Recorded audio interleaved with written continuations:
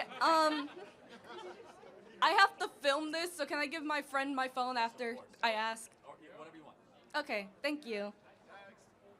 So with the rise of like red pill content creators, such as men like Nick Fuentes or Andrew Tate, you know, yeah.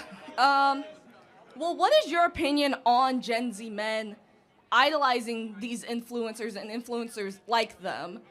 And as yourself are a conservative influencer in some way, do you think that they're like them and their followers are justified in what I would say extreme beliefs? Because they can tend to skew to an extremity. But do you think that they are justified? And even then, with those beliefs, do you think that in a way they are tainting other people's view of the conservative community? It's a good question. Look, young, I have a great heart for young men that have grown up in a toxically feminine society that has told them that it's a problem that they exist and that they don't understand anything about male human development. They don't understand anything about what a 13, 14, or 15-year-old boy needs, how they grow, how they're largely immature and hyper-physical, and they know nothing about actually how to turn boys into men. The large, basically the pedagogical monopoly, which means just pedagogy, educational monopoly, has no idea how to turn boys into men. Here's my advice. I always try to point to the scriptures as to the best way to turn boys into men. And the best way to turn boys into men, very simply, is to restrain your impulses, do something adventurous, confront evil, stand up for those that can't stand up for themselves, and save yourself unto marriage and find one sexual partner for your life. That's where I lose a lot of people. And in fact, I believe marriage is a moral good for yourself and for society. I think we engage way too much in the flesh. We drink too much. We do too many drugs. We have hookup culture. We watch too much pornography. It's always about instant gratification, where we as men, we enjoy the difficult and the adventurous, but it should be for noble and righteous purposes. And so, insofar as someone's advocating for that, I'll agree with it. Otherwise, I would say that not so much. One more. Okay. So other than like your advice to young men, what do you think that us as a society could do to kind of steer young boys and Gen Z men to like a better path than this like very indulgent lifestyle of like constantly getting girls and like using women for. Well, and can I just interrupt you for a second? It goes both ways.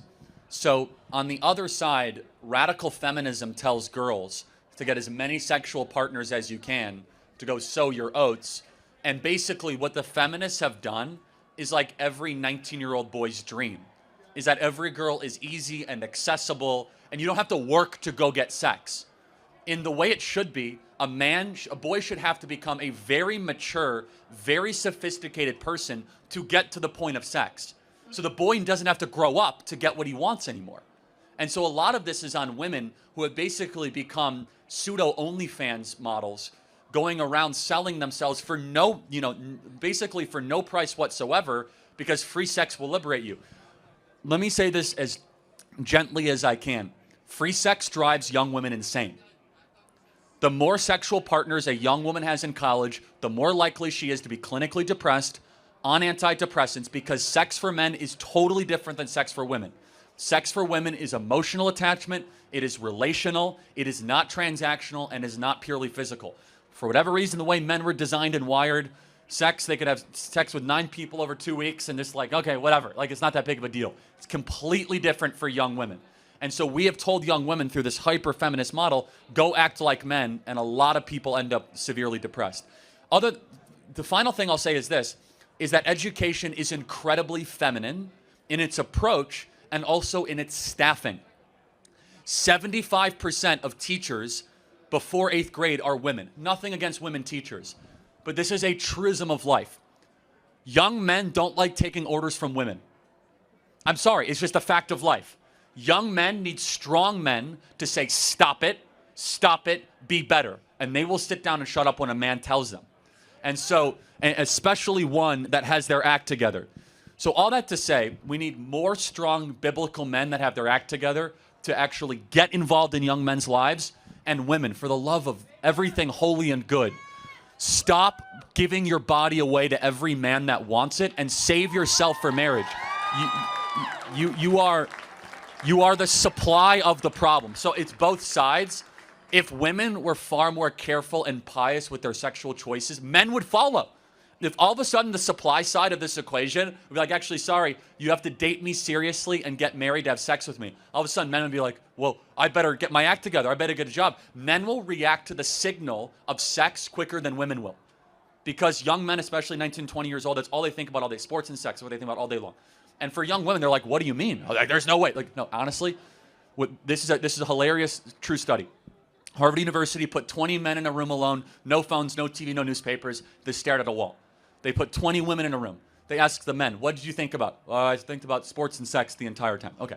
They asked women, what did you think about? They said, oh, we were replaying conversations that we had earlier in the last couple of days. It is very rare that a man will ever repay a conversation in the history. Like, we're very forward thinking, and finally, we are very macro.